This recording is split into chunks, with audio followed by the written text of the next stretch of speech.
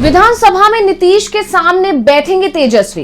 विधानसभा speaker पर RJD का उम्मीदवार नीतीश कुमार ने सम्राट चौधरी से वापस मांगा गृह मंत्रालय। 5 साल तक अपनी कुर्सी बचाने की कोशिश में नीतीश। बिहार विधानसभा का विशेष सत्र 1 दिसंबर से शुरू हो रहा है और सत्र के शुरू होने से पहले ही बड़ा खेल हो गया है। एक तरफ बीजेपी खुश हो रही थी कि उसके हिस्से में इस बार गृह मंत्रालय आ गया है।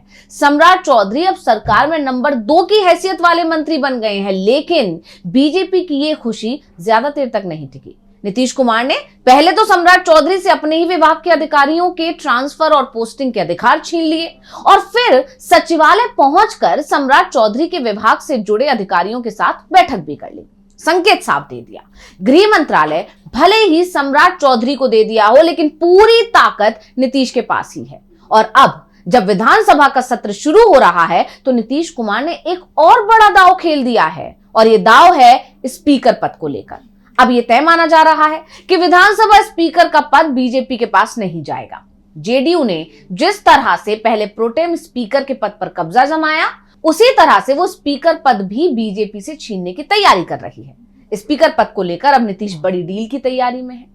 बीजेपी को साफ मैसेज दे दिया गया है कि स्पीकर का पद चाहिए तो गृह मंत्रालय तो आपको छोड़ना होगा, नहीं तो फिर स्पीकर का पद भूलना होगा। मिलेगी एक ही चीज। और इन सब के बीच में तेजस्वी यादव भी सक्रिय हो गए हैं। स्पीकर पद पर उन्होंने भी बड़ा दांव खेलने का मन बना लिया है। विपक्ष भी इस पद को लेकर अपना उम्मीदवार उतारने की तैयारी में है। खेला बीजेपी के साथ होगा, ये तय हो गया है। तो आज हम अपनी स्पेशल रिपोर्ट में विधानसभा सत्र के साथ बिहार में शुरू हुए बड़े बवाल पर करने जा रहे हैं चर्चा। नमस्कार, मैं हूं अंशिता। बिहार विधानसभा के विशेष सत्र में इस बार बड़ा सियासी खेल होने की तैयारी शुरू हो गई है। जेडीयू और बीजेपी आमने सामने आ गए हैं, तो तेजस्वी यादव की इस पूरे खेल पर नजरें बनी हुई हैं। बिहार में एनडीए की बड़ी जीत और उसमें भी नीतीश कुमार का मजबूत होना बीजेपी को रास नहीं आ रहा है। तो वहीं जेडीयू के अंदर गृह विभाग चले जाने को लेकर नाराजगी दिख रही है और ऐसे में अब स्पीकर के पद को लेकर दोनों ही दल आमने सामने हैं। नीतीश को इस बात का एहसास है कि अगर स्पीकर का पद गया तो सरकार भी चली जाएगी, इसलिए उन्होंने स्पीकर पद बीजेपी को नहीं देने का मन बना लिया है और इसके लिए अब अमित शाह के सामने एक सख्त शर्त रख दी है। केंद्रीय गृह मंत्री से साफ साफ नीतीश कुमार ने कह दिया है कि इस बार जेडीयू का ही स्पीकर होगा। एनडीए के अंदर स्पीकर पद को लेकर 2005 से लेकर 2020 तक जो समझौता था वो आगे भी चलेगा और वो ही इस बार चलेगा, यानी स्पीकर का पद जेडीयू को मिलेगा। लेकिन बीजेपी अगर स्पीकर के पद पर अड़ती है तो जेडीयू एक शर्त के साथ इसे छोड़ने को तैयार है और वो शर्त है गृह विभाग वापस दो। जेडीयू के नेताओं की तरफ से ही कहा जा रहा है कि नीतीश कुमार इस शर्त पर गृह विभाग बीजेपी को देने के लिए तैयार हुए थे कि स्पीकर जेडीयू का होगा। लेकिन अब बीजेपी जब पलटी मार गई है, गृह विभाग मिलने के बाद वो स्पीकर के पद पर भी दावे कर रही है, तो नीतीश कुमार के तेवर भी सख्त होते दिखाई दे रहे हैं। अभी हाल ही में जब सम्राट चौधरी दिल्ली पहुंचे थे, अमित शाह के साथ बैठक कर रहे थे, तो पटना में नीतीश कुमार दूसरा खेल खेल रहे थे और वो अचानक ही सचिवालय पहुंच गए थे। नीतीश के अचानक सचिवालय पहुंचने पर अधिकारी भी चौंक गए। नीतीश ने तुरंत अधिकारियों के साथ बैठक बुला ली, जिसमें गृह मंत्रालय के अधिकारियों को भी विशेष रूप से बुलाया गया और यह सब तब हुआ जब बीजेपी के नेता पटना में ही नहीं थे। इसके बाद से ही एक अलग खेल शुरू हो गया है, जिसके बाद बिहार में सरकार टकराव का दौर भी शुरू हो गया है। नीतीश ने बीजेपी हाईकमान को सख्त मैसेज दे दिया है कि बीजेपी भले ही बिहार में नंबर 1 पार्टी बन गई हो, लेकिन बिहार के नंबर 1 नेता तो नीतीश कुमार ही हैं और सरकार वैसे ही काम करेगी जैसा नीतीश चाहेंगे। दिल्ली के इशारे पर पटना में काम नहीं होगा। और स्पीकर पद को लेकर अब एक साथ 2 खबरें सामने आ रही हैं। जैसा कि नीतीश ने बीजेपी हाईकमान को डील दे दी है कि स्पीकर का पद चाहिए तो गृह विभाग छोड़ना होगा, नहीं तो स्पीकर का पद भूलना होगा। और इसे लेकर बीजेपी हाईकमान और जेडीयू के नेताओं के बीच लगातार बातचीत चल रही है और इसमें अब यह खबर भी सामने आ रही है कि नीतीश कुमार ने मंत्रिमंडल विस्तार की तैयारी भी शुरू कर दी है और इसमें जेडीयू के 6 से 7 मंत्री शामिल किए जाएंगे। और इस खबर के बाद यह साफ हो गया है कि अगर बीजेपी स्पीकर पद को लेकर अड़ती है तो दिसंबर में ही मंत्रिमंडल का विस्तार होगा और इस विस्तार के बाद मंत्रियों के विभागों में भी बड़ा फेरबदल होगा, जिसमें सम्राट चौधरी से गृह विभाग वापस लिया जा सकता है।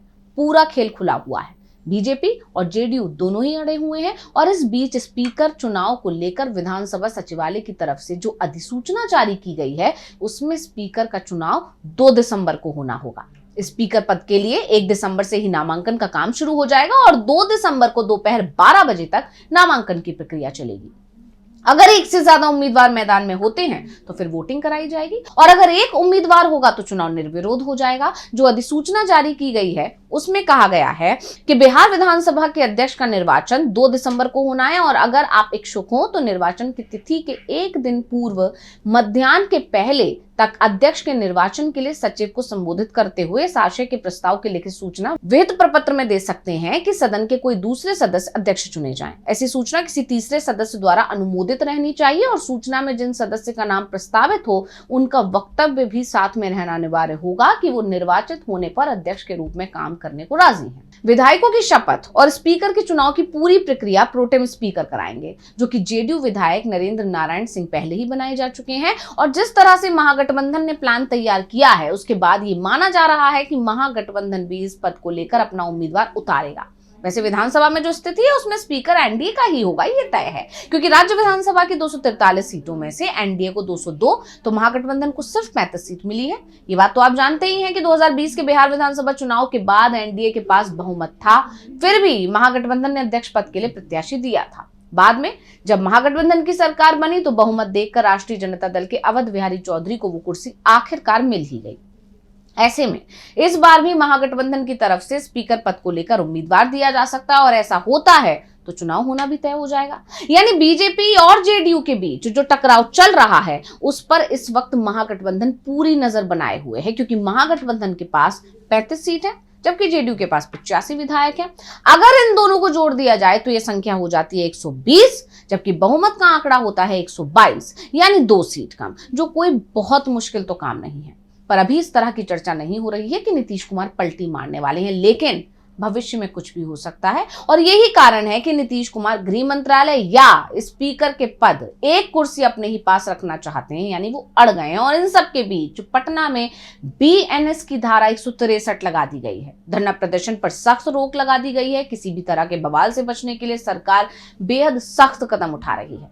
अब नीतीश कुमार के इस खेल पर सभी की नजरें हैं। ऐसे में बिहार में दिसंबर का महीना बेहद अहम होने वाला है। बीजेपी और जेडीयू के बीच में शुरू हुए शह मात की इस खेल में जीत किसकी होती है उससे तय होगा कि नीतीश कुमार कितने दिन तक सीएम रहेंगे, 5 साल या फिर मात्र 5 महीने। तो स्पेशल रिपोर्ट आपको कैसी लगी हमें कमेंट करके अपनी राय जरूर दीजिएगा। इसी के साथ मुझे दीजिए इजाजत। देखते रहिए डीबी लाइव। नमस्कार। हमारे चैनल से जुड़े रहने के लिए YouTube पर टाइप करें डीबी लाइव, सब्सक्राइब बटन को क्लिक करें और बेल आइकन को दबाना ना भूलें ताकि खबरें आप तक पहुंचती रहें। देखते रहिए डीबी लाइव, क्योंकि यहाँ हैं खबरें लगातार।